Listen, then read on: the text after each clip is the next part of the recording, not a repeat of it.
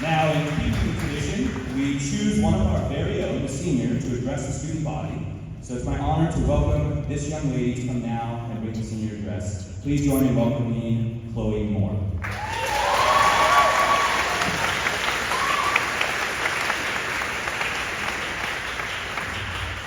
Good morning, friends, students, and faculty. Congratulations on making it through your second week of school. I'm so beyond optimistic for this opportunity to speak to you all this morning a little bit about our community. Whether you're a sixth grader, a senior preparing to graduate soon, or a brand new teacher to this campus, I'm so optimistic for this year together. So, a little bit about community. Bear with me. The Oxford Dictionary defines community as, quote, the body of people having common or equal rights or rank, the commons, obsolete. So why is community such an important concept and something we should pursue if all it means is to be ordinary and obsolete? How do we find people that fit that criteria? Must we be obsolete to belong? Well, I don't think so. And hear what a couple of your classmates defined community as. A group of people working together to make the world a better place. A group of people with whom you feel safe, comfortable, and connected to when around them. A group of people with various beliefs that come together for one common goal. As you can see, community means a various amount of things to different people, and these communities exist everywhere, whether in a classroom, on a sports team, at your job. So why am I talking about community at the beginning of the year simply? Well, I think each of us has the unique opportunity to create community in this very building and with those sitting around you. And I wouldn't be leading as a senior should if I didn't promote an inspiring outlook at the beginning of this school year. But beyond that, I hope that something said on this stage will change your opinion of a classmate, encourage you to say hello to someone new in the hallway, or even try out an enrichment course or sports. I think the beginning of the new school year can resemble a new start for anyone willing to take it. So may my journey inspire you just a little bit. As you may know, I was new to GP as a junior last year, which was almost unheard of. As my family prepared to make the spontaneous move from Oregon, and all of my siblings had already been accepted to GP, the school was hesitant to let me in. They were worried about my adjustment to the curriculum, how I would walk into a class of 53 students already known each other for years, how I would make up required online courses, which I'm still working on. But against all the odds, they gave me a chance. What's the worst that could happen?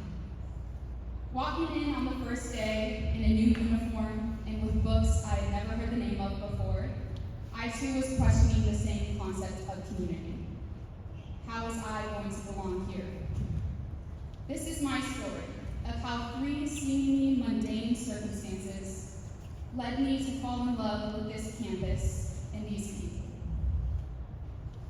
As I'm sure you noticed the first time you walked into this building, we are surrounded by wonderful staff. These people not only care about your education, but about our beings as a whole. They want to get to know you, to understand your hobbies and your interests, your passions, to support you as you go out into the world. I've experienced this in countless ways as a student. Mrs. Muir leaving me kind notes on my locker, Mrs. Sarbacher spending countless hours on my online courses and college search, Mr. Martinez's patience as I learned how to seminar last year. All of these people have impacted my life in some way, and I truly believe that their wisdom and kindness will bless you as well in your time at GP. Now, there's a lot of controversy on this next topic, but I think with an open mind and a different perspective, we might come to agree with me. Coming from a public school, one thing that instantly made me feel a part of this community was our uniforms. As cheesy as it sounds, I promise Mr. Now to not make me put this in here. Our uniforms are really special because not only do they make us look like a community, but they force us to engage with people on a deeper level and become a closer-knit group. When people are no longer defined by their clothing, hair, or long nails, we get the opportunity to understand people's hearts instead of the superficial distractions that we are convinced are important by society. Walking down the hallways, it requires a special kind of care and attention to get to know someone, rather than making assumptions based on how expensive their shoes are. Many argue that we may not express ourselves properly based on our clothing. However, I think it allows us to express our souls and what truly makes us who we are. And the third thing is our curriculum. The books that we read, the poetry we recite, the plays we put on. These are all external devices that we have in common, no matter what background we come from. It is something that we can connect over, disagree upon, and remember each other by. It is something, and I don't know about you, but the memories of my spring production are filled with moments I enjoyed with my friends, and even people I may not have talked to if we weren't in the same scene.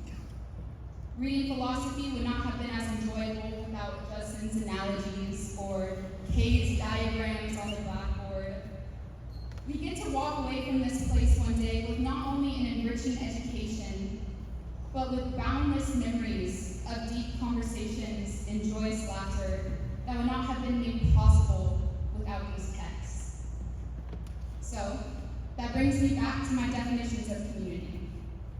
A group of people working together to make the world a better place. That is our staff, who are not only making the world a better place themselves, but are building us up as leaders who will one day get to do the same. A group of people with whom you feel safe, comfortable, and connected to when around them. Our uniforms supply us with a safe environment in which we get to grow close and sincere relationships. A group of people with various beliefs that come together for one common goal.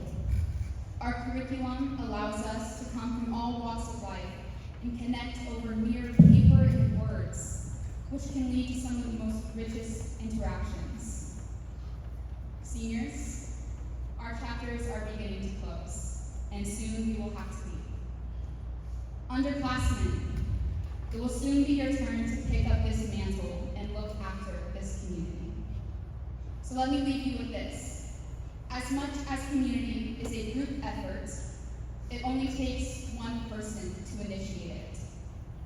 Continue to foster your relationships. Ask a teacher about his or her week. Talk to someone new in the hallway.